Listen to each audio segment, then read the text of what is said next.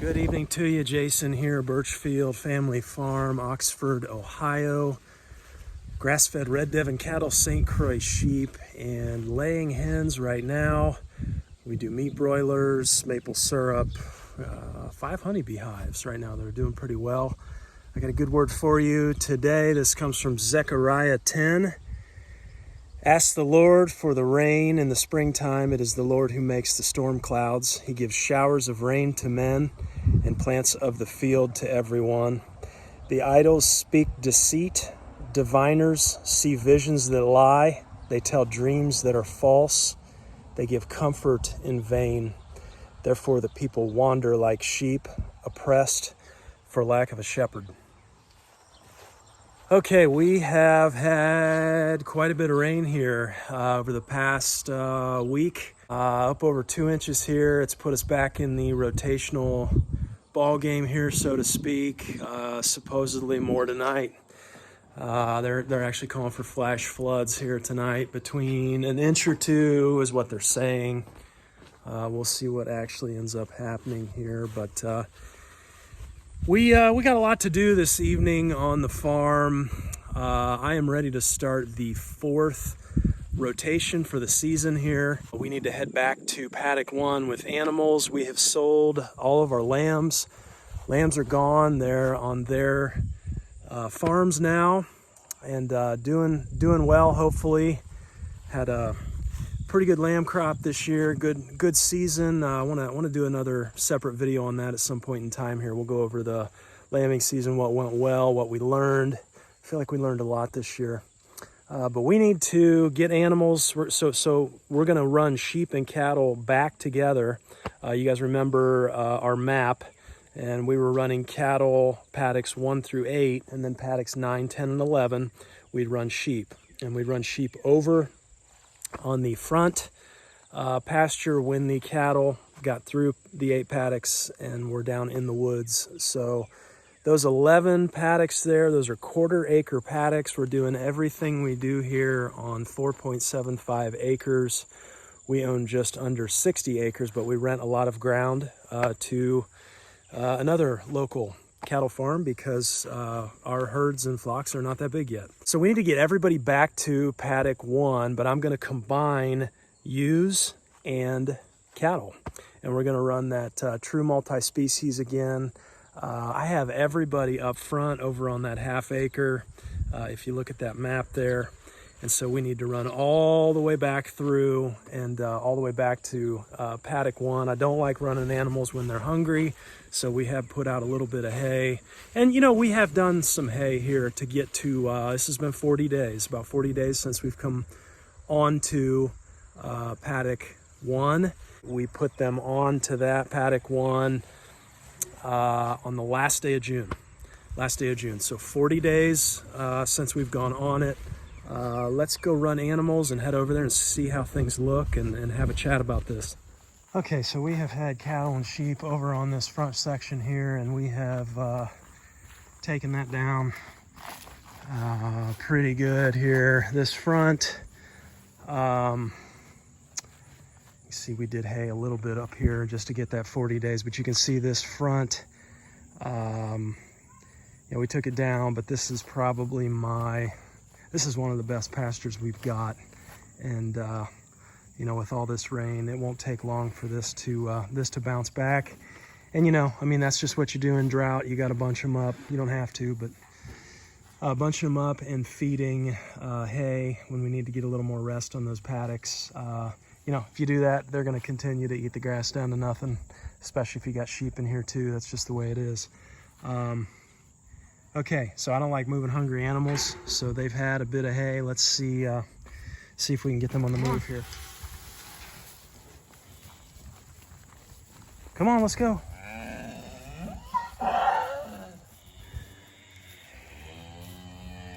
This is Daisy here. I wanted to talk a little bit about Daisy. She has not calved yet this year, and she should have. So she's late, a few months late. You can see, though, looking at her, she's a bit bigger. You can see we got a bag It's starting to drop, and really one of the telltale signs are those pins. Those pins in the back on either side of the tail head. Those pins right there. You got the hook, I think those are the hooks there, and the pins are back here. And when those ligaments start to relax on either side of the tail head, see there? I think we're close to calving. She's springing a bit on that back end. If I can get her to walk. Yeah, see how springy she is? That's not really normal. I don't know. We'll see. I think we'll have a calf here at some point. Okay, guys. Seriously? Oh. Come on. Hey, Sam, stay there. Keep that gate closed.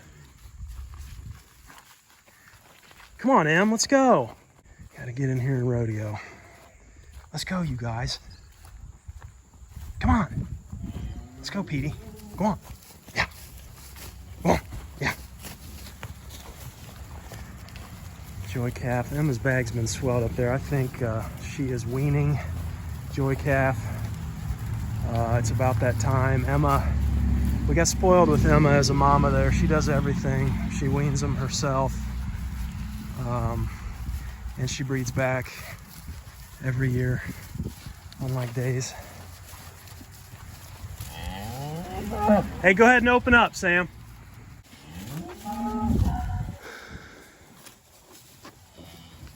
Come on, big boy. Go on.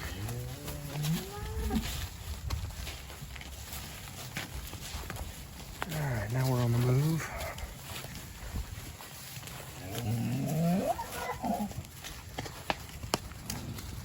All right, we'll put the sheep in here too. This ought to be loads of fun.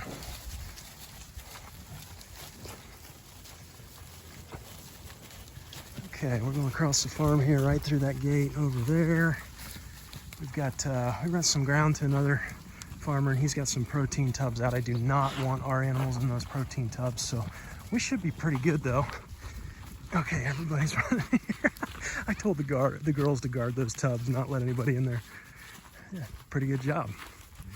Okay, they know where they're going. We've got a fence set up right inside of our gate here. Last time, Mr. Big there with the horns, he put his head down and his horns into Mama's asparagus patch and just started ripping and roaring. Hey, no, we're gonna have a bullfight here. Yeah, great. Hey, boys, go on. Hey, yeah, hey, go on. Hey, go on, yeah, go on. No, go on. Go on, Big. Gosh. Okay. Here we go. Back to paddock 1. So coming into, this would be number 4 here. This will be tough because they're going to want this green grass. So I'm going to have to push them through that little gate over there, back to 3, 2, and then over to 1. Hey, look at this stuff. I mean, this is amazing. Again, one of our best paddocks here. I think I'm going to push M. Everybody will follow M. Come on, let's go. Yeah. Come on, Pat. Go on. You guys know the drill. Go on, Joy Calf. Go on, Days. Again, look at that. Look at that back end. They call that springing. She's been doing that for a while, though. And they say you'll have strutting of the teats as well. Those are not really reliable indicators when we get close here. But again, those pins, those ligaments loosening up. I'll see, oh, got his horns in the fence. Gosh, go on. Go on, Pat. Go on. Big boy. Go on, Days. Let's see if we can get up there to M, take a look at her ligaments, because she calved in December, so obviously she's not close. No, we're going that way. Hey, come on. Yeah, come on. Come on. Yeah, come on. All right, let's get up here on M. Can you chase her, Sarah? Get her over this way. There you go. Give her the growl. Let's go take a look at M here. Yeah, see on either side of her tail head. If I could touch it, I could show you. Yeah, see, it's tight. It's tight. Yeah, keep them coming. That's just the difference there. Come on, boys. Let's go. Come on, Pat. Come on. Yeah. Come on. Yeah. Come on. There you go. Run them over. There you go. Come on, Joy Calf. You're almost there. Come on. She's got her little nubs, her little horns coming on just like her mama. Beehives are doing well this year. Five hives. Got that one up there. It's doing well. We've got a couple more. One there that we split, another one under the tree, a few back the other way. Yeah, chase them back this way. Go on, Pat. Yeah. Yeah, it's been 40 days since we've done this, hasn't it? Nobody remembers what the heck is going on. No, not in the woods. Hey, go on. Back that way. Come on. Yeah. Yeah. Come on. Yeah. Come on, big. Yeah. Come on. Come on, big boy. Come on. I tell you what, he has really come into his own. See the lines on the side there. That indicates good endocrine function. Come on. Let's go, boy. I tell you, if he don't want to move, though, he's not. Go on, Days. Come on. Go on through the gate. Go on, Em. Show him the way.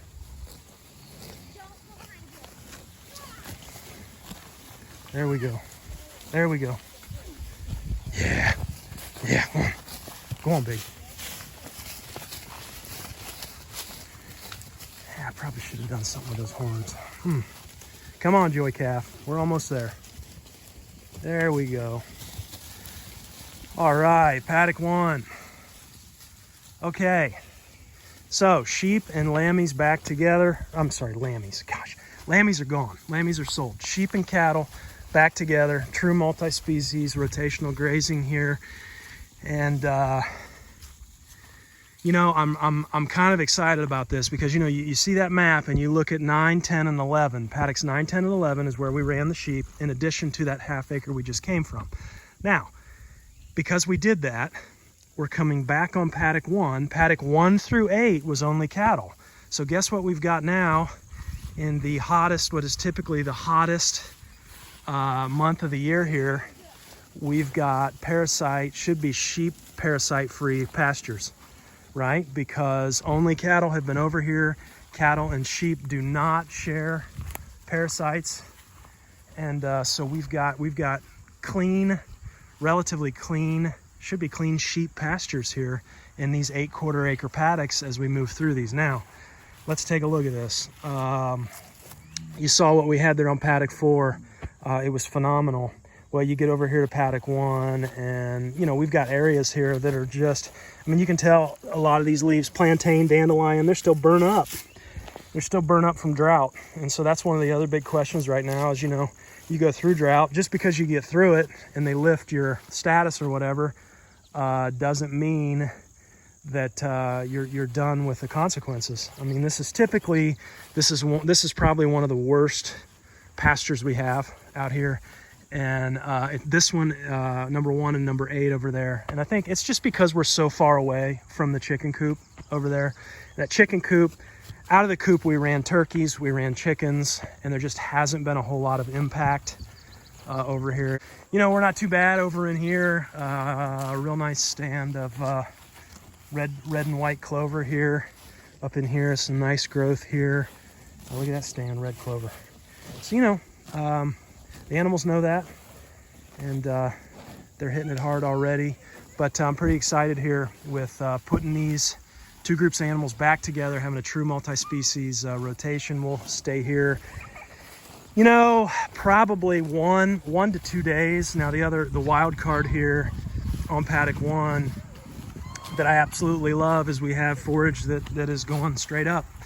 So, you know, down in here, this is all part of paddock 1. You get down here in the shade, so, you know, we can absolutely be on paddock 1 when we're, you know, 95, 100 degrees. It doesn't matter. But you see, the sheep are just going to love a lot of this, you know, this browse, this shrubbery, honeysuckle. Looks like some ragweed maybe. Yeah, so, you know, and you've got pasture down in here a little bit.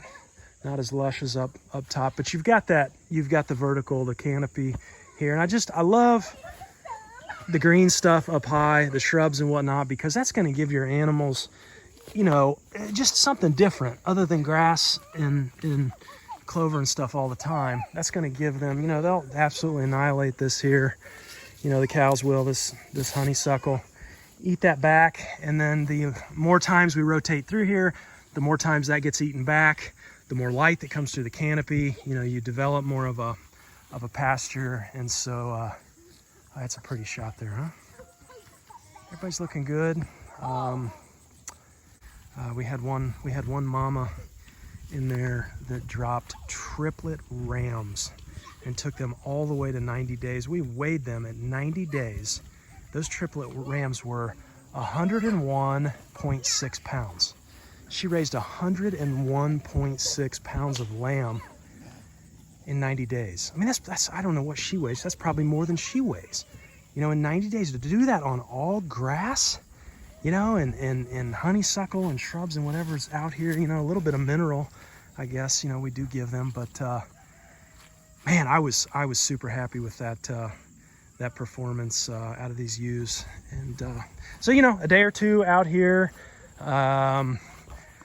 you know, we talked about this being more lush and green up in this area, and that's because we ran chickens here last year in large part. And you had shade. You know, you had shade during the drought on this section of pasture. Kind of same way over here. You got really, really thick, lush growth here. But then we walk out this way and just look how it drops off, you know. And so, yeah, a little bit of clover in there. But, I mean, we probably could have rested this closer to 60 days, which, you know, that just kill us right now on the hay. To be feeding hay in August, I really don't get excited about that. We kind of stretched this as long as we could at 40 days. And, you know, the trick here too is, you know, paddock 4 over there is just booming, right? It's just taking off. You guys saw that. Well, if I go any longer than right now, I mean, we got more rain on the way tonight. That pasture there, that paddock is going to go to seed, okay? And that might put on more growth here in number 1 and 2 down in these sloped areas. But you're going to have the rest of your paddocks, you know, the good ones that are going to go to seed. And I really don't want that energy going into seed. However, I would rather err on the side of pasture going to seed versus overgrazing. So keep that in mind as well. I think one of the big things that we did right, for as many things that I share that we do wrong, I think one of the big things we did right was we did a take half, leave half right as that drought was coming on. I think that might have been in that second pass we made through the paddocks. We did a take half, leave half, and we skipped them quick, and that left a lot of residual behind. You know, we went over that root growth stoppage chart, right? When you're only taking half, you're not really impacting root growth. You're not having root growth stoppage really at all. And I'll throw that chart, that info back up here, see if I can find that and throw it up. But I think it was like, you know, you start taking over half, and then that root growth stoppage, that's, you know, that's just going to jump.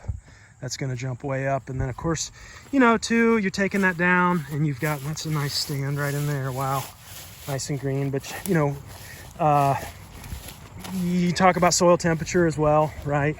And your temperature starts to rise as you get that forage eaten down. You're going to have that sun beating down, baking that ground.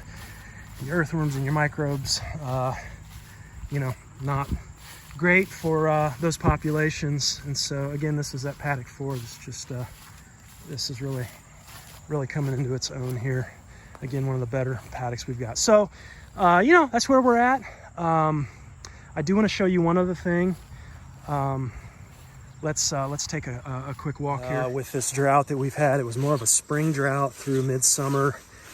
And, you know, whenever we have hard times like this, I like to ask questions, right? I think it kind of forces us to, maybe the term is to sustain inquiry, okay? So, you know, and I came across some information that said in drought, one of the ways to successfully stay profitable through drought is to increased soil organic matter. You know, why is that? Well, for each 1% increase of soil organic matter, you have the capability of holding an additional 20,000 gallons of water. This is per acre. I found that fascinating. So you start asking the question, okay, how do we up our soil organic matter, right? And I had always thought that was just, you know, a lot of animal manure, a lot of compost, stuff that you're doing to the surface, right? Adding material. I'd always just thought that's where your organic matter came from. But when you start looking into some of the information on that, it's I forget the actual numbers, but we're into the tons. I mean, the tons of cattle manure that you need to apply per acre, 15, 25 tons. I don't know. It was an enormous amount beyond what we have the capability to do here. And then applying that to the surface of 1 acre, you might raise your soil organic matter maybe 0.1%. Right?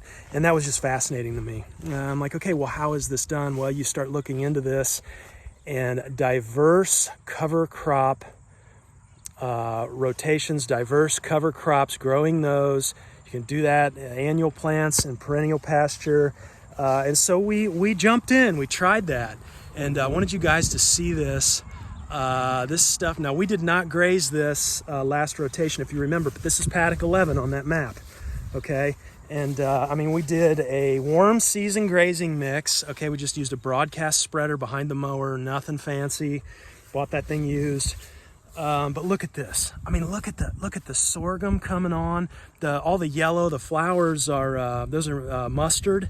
Okay, that was in the mix. We've got just sunflower, lots of different brassicas in here. You know, I'm so happy with this. It's amazing. I see the bees out here. The bees are working all of this. You know, that's going straight into our hives over there as pollen and honey, and you know, just really kind of geeking out on this. Now, why is this important? Well, building soil organic matter. They've proven now that this happens between 5 and 30 times faster than just adding material to the surface. Okay, so I think it was maybe a Dave, if you have time, Dave Brandt out of Columbus, Ohio, the late Dave Brandt, passed away this past spring, unfortunately. But he talks about, he's a row cropper, was a row cropper, talks about some of his mixes that he would do. I think they actually run a seed company up there, Walnut Creek Seeds, out of, I think it's Carroll, Ohio, maybe southeast of Columbus. But, you know, he was watching a presentation of his, and he made the claim that you can increase through diverse cover crop mixes. You have the potential to increase soil organic matter between one presentation, he said 0.5%. The other one, he said 1%. You know, that's mind-blowing. That's mind-blowing that you can, you know, a plant can take sunlight, CO2, turn that into liquid sugar, put that out as root exudates. You're exciting or attracting different plants attract different microbes. You've got the underground network of the mycorrhizal fungi, some of Dr. James White's work on rhizophagy and what's happening there. Anyway, long story short, this, in my opinion, you know, looking at this, I think I'm really excited about building soil organic matter in the quickest way possible, you know. And I think a big thing with cover crops too is the termination. You know, okay, well, yeah, that's great, Jay, but how do you come in? You know, there's different crop rollers and such, but look, if you're running livestock, you come in and graze it, right? I mean, you graze that stuff and then you turn it into manure. The cycle starts all over again. And you know, pretty cool. I'm just watching my daughter there on top of the fence. I don't know if I can I zoom in? No, I can't zoom in on this view. Okay, she's gonna walk the fence there, little ballerina. Okay, so anyway, that has me very excited. That cover crop. Now, you know, we get into some dangers with the sorghum and frosting and freezing and that. I think it's the prussic acid maybe that can be harmful to livestock if it's frosting. So we want to get that grazed down before frost. But you know, early October usually, I think, our first frost. We seeded that pasture over there on, I believe it was July 8th. So we've had about 30 days over there on that mix. Let's go over there again. I'll give you a full shot of that 1/4 acre. Okay, just another shot of this field here. Okra, sunflower, turnips, cabbage, collards, mustard, sorghum. Now you can see this area here. We've got more growth in some areas than others, which I thought was curious. This area where we have a lot of growth, this was an area we put out hay. You can see some of that spiny amaranth here poking through. We've got that everywhere we put out the hay. No, we don't have amaranth seeds in our hay. That's not possible. It's just that latent seed bank coming alive. And so I think it's that extra nitrogen maybe where the cattle manured. And you got that hay laying there, but you can see just looking over this field, I mean, this is, oh man, the animals are just going to absolutely geek out on this field, this paddock.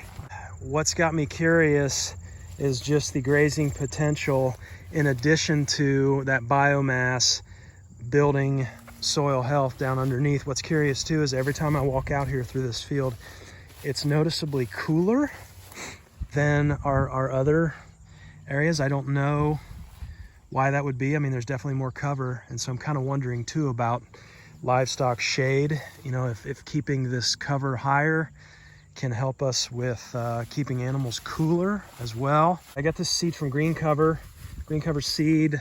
That was before I found Dave Brandt's company out of Central Ohio, Walnut Creek Seeds, I think they are. I'll try them next since they're more local. It was 10 pounds total of seed. It was their warm season grazing mix and their maybe warm season soil builder mix, something like that. But 10 pounds of seed. You know, I went back and looked. 10 pounds of their warm season grazing mix is like, you know, 17 bucks. So, you know, here's the interesting thing. Yeah, I had to pull animals off of here to let this kind of come up. But when I go back on $17, I mean, that's less than the cost of 3 square bales. You know, 3 square bales would feed my flurd for maybe a day, maybe not. And so we'll get way more than a day's grazing out of this, especially, you know, if we skip them, we'll be able to come back. You know, looking over here, you see our chicken tractor out again. Well, we were running, I had the brainy idea. I thought, hey, let's pause them in paddock 8 since our grass is so poor over there, and let's really put some chicken pressure down. Well, we were running them out of that thing, kind of free ranging them in that net. You guys remember our system kind of following cattle. Well, I decided to pause them. Well, wouldn't you know, we weren't there 5 or 6 days kind of on pause, and I come out and a hawk has taken the heads off of three of the hens. I don't know, maybe one of them may have been a rooster too, but anyway, we lost 3 chickens. And so got the chicken tractor back out, got the hens in the tractor, and I'm pulling that. I'm doing that like we did the meat birds and just running them once a day, moving that once a day. And then what we've been doing is going behind them and actually broadcasting that warm season grazing mix behind them. Now, I don't know, are we too late in the season here? I don't know. We seeded this on July 8th, I think it was, and so it's been there for about a month. Maybe I said that, but you know, the stuff behind the tractor there is gonna go in later. It is going in later, and so we'll see how that does. I don't know, really interested too. We've done some stuff with pasture cropping, and we've grown sweet corn out here. We did a strip over here a few years back. I was gonna do it this year, and I just got so discouraged with the drought. We had done a patch up by the house there, and it just did not amount to much of anything with drought. Of course, we didn't water it like we should have. Anyhow, I love sweet corn because obviously we harvest the corn for us to eat, but then right about this time of year, a little earlier, when everything's drying up, you take that electronet off that corn patch and you let the cattle and the sheep in, and you let them take those corn plants. They take them right down to the ground. I mean, I don't do anything. I don't pull stalks. I mean, nothing. The whole plant is like, it's like candy. And you know, the advantage to corn too, if you put that in a mix rather than sorghum, is you're not dealing with that prussic acid risk like you are when the sorghum frost. You know, the main point of this video here, the main thing that I want to get across is that this adversity, you know, these things that come, that are not pleasant or not positive in the moment. Hang in there with that. Like with this drought, would we have sustained inquiry and asked questions about soil organic matter and really dug our heels in, to how can we build that? What does that look like? How do we hold more water and get through droughts? Now, with the flash flood warning tonight or whatever, we get a couple inches of rain, higher organic matter, you're going to hold more water, right? So less runoff, and so it helps you both ways, drought and flood. But would we have been asking those questions, and would we consequently be diving into the cover crop and grazing thing now if we hadn't had some pressure put on by drought? I don't know, maybe. I would say probably not, though. If things would have been just great, there would have been no reason to really ask questions, and you just kind of go on with life. And so pay attention to these things that come along. Permaculture, the problem becomes the solution. But I think with our Christian faith, with God, I know that He doesn't cause the bad, but He uses that, and He uses that for good ultimately. And only He can do that. Only He could take something like the worst torture device in the history of man, right? The Roman cross, and only He could turn that into a symbol of hope and healing. Only He does that kind of stuff. And so hang with it. Don't give up. Hang in there. Reach out if I can help, or you got questions. And looks like back out here on Paddock 1, everybody's doing good. Anyhow, hope you're having a good night. Thanks for watching. We'll catch you next time. Take care.